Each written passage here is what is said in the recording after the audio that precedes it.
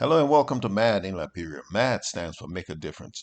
This channel is dedicated to Liberians who are making a difference or attempting to make a positive difference in the lives of the Liberian people. Please understand that I have no political affiliation, but whenever possible, I will bring you coverage of any political activity in the Philadelphia area. My people, due to an emergency, I was late arriving at the Cummings Brumskine fundraiser in Philadelphia, PA, USA. So please accept my apology and let's listen to what the keynote speaker, Councilor Brumskine, have to say. We hear people say, oh, they meant too straight. Oh, they get speaking Siri. They even start talking about me when Heta and Lapa. These are the issues that our people are discussing in 2023. Our society.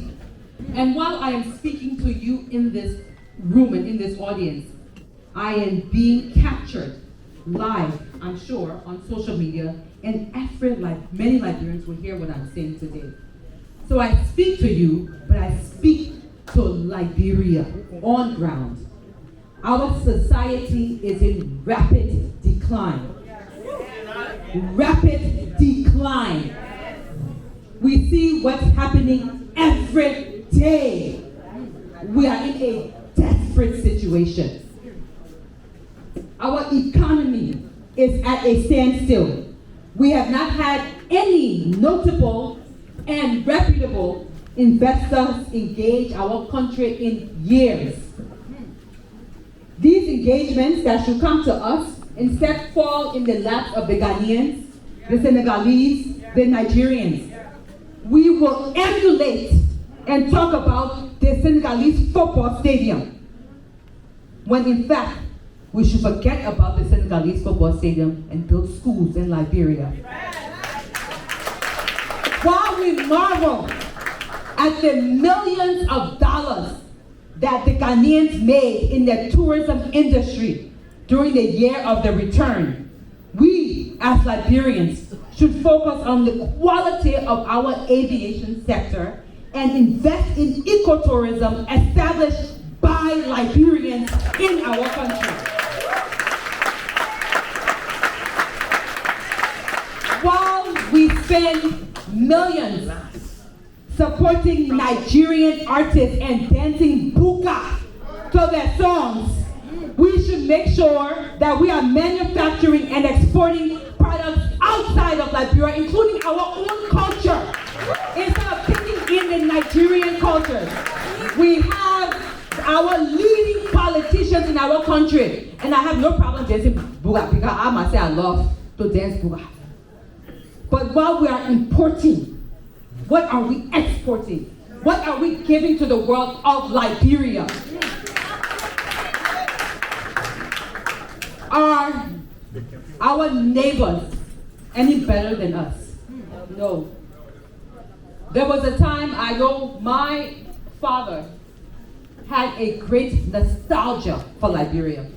He would always talk about Liberia of yesteryear. We will not pretend that Liberia did not have its ills. We were never a perfect society or country, but we were held in the highest esteem from our neighbors. Today, we have become a laughing stock. We are the fun country. We are the jokers. But we must decide that we can return to the glory days without the negativity that many of us still hold, still regret, still lament. Liberia can be great again. I want us to quickly, I just want to go through a few sectors in our country. I want us to look at our technology sector. Mr. Cummings has emphasized that technology is a paramount concern of his and will be prioritized within the first years of his presidency. We know that Africa, yes, y'all please clap for that because it's important. Africa is on the verge of a tech revolution. Throughout the African continent, technology is driving this revolution. Our brothers and sisters across the continent are experimenting and creating artificial intelligence. Digitization is improving revenue collection by governments and helping to fight corruption. Drones are airdropping much needed medical supplies in remote areas in countries in Africa. Young students in villages of our neighboring countries are participating and enjoying technological advancements more than students in the capital of Monrovia, the capital of Liberia, Monrovia, Buchanan, Ganta. What is happening? A Cummings Brumskine administration will immediately ensure that Liberia joins the tech revolution and will eventually and hopefully very soon be on the leading side of technology advancements in the region and on the continent. Our private sector has shrunk. Our private sector is almost non-existent.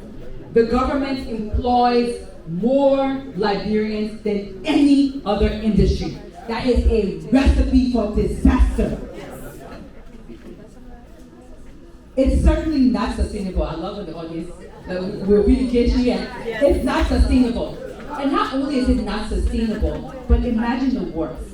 Imagine a government who is employing the vast majority of our people, and when you don't support that government, or you're not aligned with that government, what happens to the best of our professionals? The drug epidemic.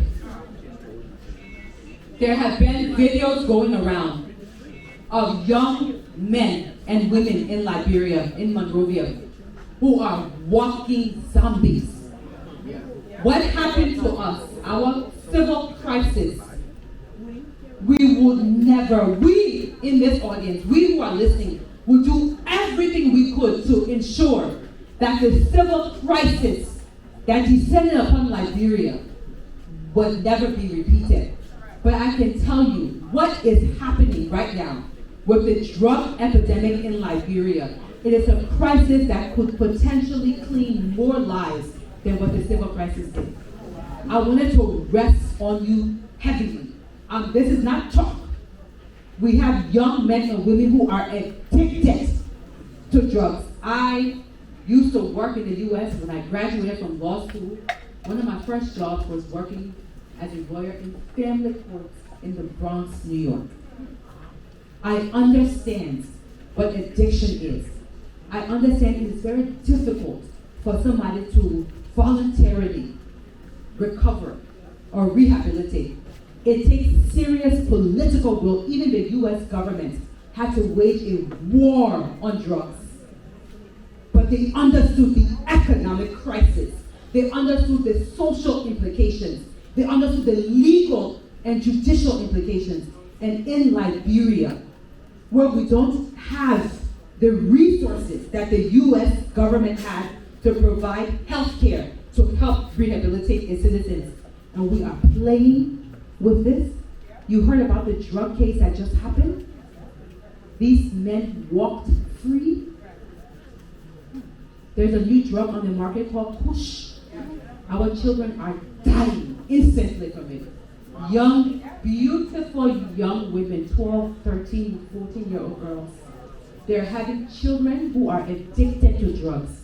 The babies in the ghetto, sleeping in the graveyards. The numbers are increasing. It is horrific. I want you to be horrified. I want you to understand what's happening in Liberia. Teenage pregnancy is at its rise. Bassa High, which is the largest public school in Grand Bassa County. The concern is not, it used to be, can somebody pay our tuition? Do we have the ability, financial ability to graduate? Right now, the greatest threat to young women in Bassa is teenage pregnancy in Bassa High. so many young girls are leaving and not coming back. I just want to, and I'm sorry, because once again, I'm always the one who brings the sobriety to the party, because I want you to understand what's happening back home. I'm going to speak quickly about the young people and the importance of expanding the private sector and focusing on training, skills training and education for our young men and women. Liberia has some of the most brilliant young people. I teach at the law school. I've taken a leave of absence because of this, my political involvement. But I tell you that our young people, given the proper systems and the right opportunities, can rival any child from Exeter, from Andover, from Harvard, from Yale. We have some of the brightest and most innovative young people in the region. I tell you this. Right now, the vast majority of voters are between the ages of 18 and 35. So the young people will be determining who will be the next president of Liberia. Yes. 2 years ago, a young man sent me a message on Instagram. He is someone I know, but I told him, I asked him if I could read his message without calling his name, and he said yes. This is what he said to me. He said, I don't mean to sound like a broken record, but even if I do, you're my big sister, and you have to listen. I'm tired of Liberia. It's frustrating. It's beyond words. How it is just never seems to send a ladder, a rope, or even the boots to climb your way out of mediocrity or being average. I am tired of how it projects your dream and endless possibilities from the depths of your own mind like a hologram. How it tells you workshop after workshop that you can make it, while in the same breath it says, I can make it harder. I'm tired of how it's hard to get a check, how hard it is to cash one, how hard it is to go to school, how hard it is, even for the fools, how hard it is to own $1 million, though you're a gifted civilian. And then comes the talk of religion, Christianity to be exact. By the string of a thread and just another thread, I'm also tired of that. You're full of ideas. The new norm is ignorance. You send out proposals, they send back supposals. I'm tired of it. This was 2 years ago. I wrote him back. I said, I won't get into the details of it, but I said, stay the course. A new Liberia is coming. He stayed the course. This young man, without giving out too much of his identity, right now is someone we have been helping. He's a burgeoning entrepreneur. But I tell you, if this young man were in any other country, he would have been the next Mark Zuckerberg. Because in America, we have young men and women who may not necessarily be the smartest and the brightest, but who have systems that propel them. So someone like Zuckerberg, right? We don't have to get into it, but we know how he got to where he was going. Our young people need the right systems to propel them forward. Mr. Cummings has consistently taught, addressed. He's poured hours into ideas of how to empower our young people. They truly are our future. When he said this to me, the question that resonated was, who is fighting for him? Who is fighting for Liberia? We have allowed ourselves in our country to be bamboozled and hoodwinked by Liberian politicians who are feasting on the fat of the land and telling our people that everything is all right and we are trying our best. We have some of these same politicians who have, let me just interrupt for a second, Mr. Cummings, ain't not been talking long yet. Y'all all right, y'all stay with me? Because this is our audience. You are our people. We are here to explain to you why we're so grateful for you. So allow me, just indulge me small, because I may not have the opportunity to speak to you like this again. But I want you to understand what's happening back home. We have these politicians who are talked about as being entitled to leadership in our country, who have hired guns to go on social media, to go on the radio in Liberia, to exploit the most vulnerable aspects of our society, who are telling people, don't vote for so and so person because of the last name. Who are telling people, don't vote for that person because they are not one of you. This is wickedness at its highest. It is evilness at its highest level, at its peak. Because the men and women who are celebrating mediocrity, who are exploiting our people, are the ones hiring these so-called media professionals to lie to our people about what's important and what they should be looking for in a leader.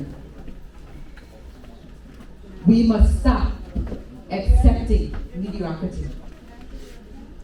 We must understand that Liberia has the fullest potential to be one of the greatest nations. We must begin to reimagine what a new Liberia can look like. We must imagine leaders who invest in good governance. Imagine leaders who are ensuring bilateral partnerships with countries in the region and on the continent. We must eliminate the stereotypes of Liberians as those who have only been war-torn, who are recipient of AIDS, who have dancers and jokers as the leaders of our country. We must truly begin to reimagine what our new Liberia under a Cummings Brumskine administration looks like.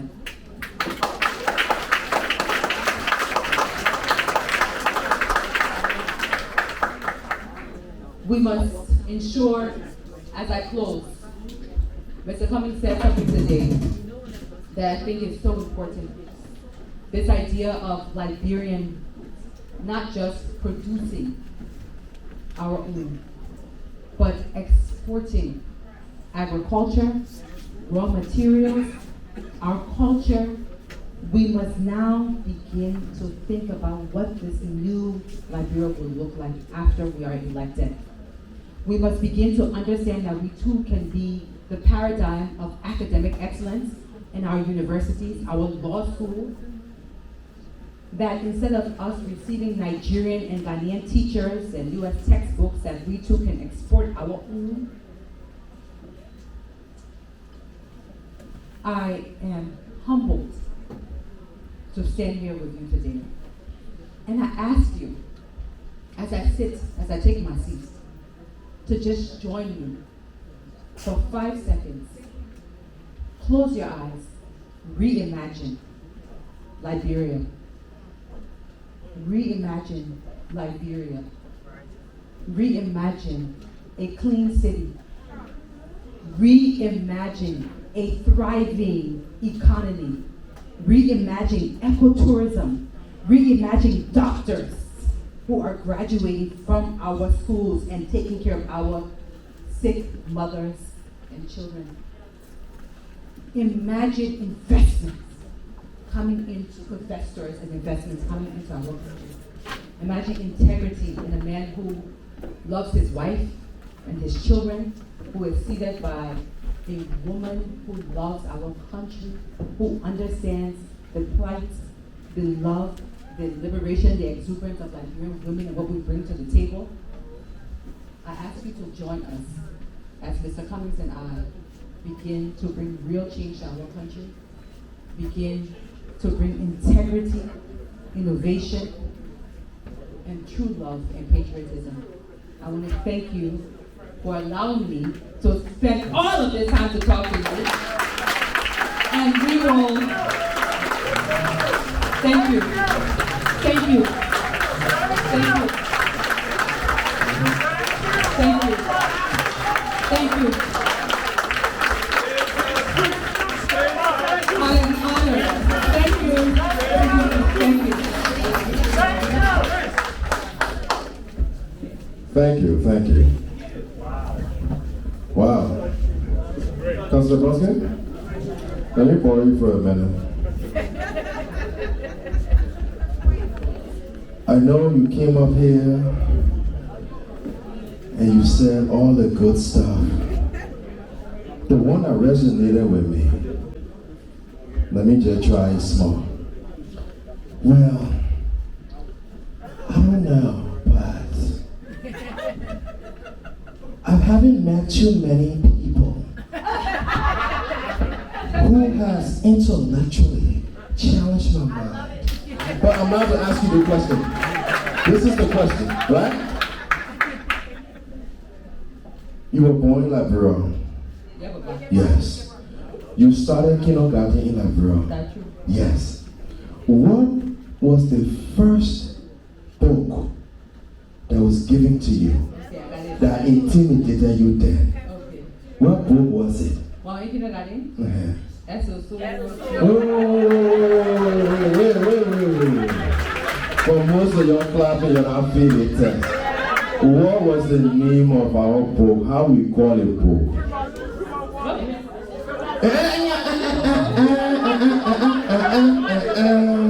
So you're getting all excited. No, I said kindergarten, you're giving Blamanto, our first grade book. Who can tell me? No. All right. I will do it right. Sir, can you tell me the first book that intimidated you? How we call that book? ABC. Thank you.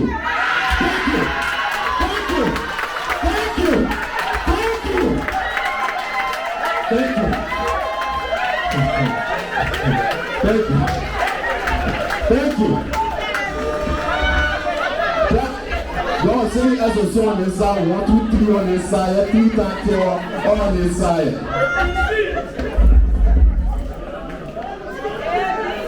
If ABC book intimidated a woman to a giant kindergarten, she became a dog. Then she ran to ABC again. And she stayed before and said, not too many people. ABC scared plenty of. But that's a good one. ABC, there you go. Okay. Yeah. Listen. Good. With that being said, look.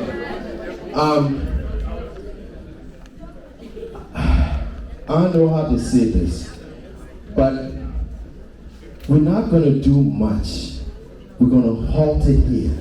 Reason is, growing up, after 6 o'clock, we didn't eat again.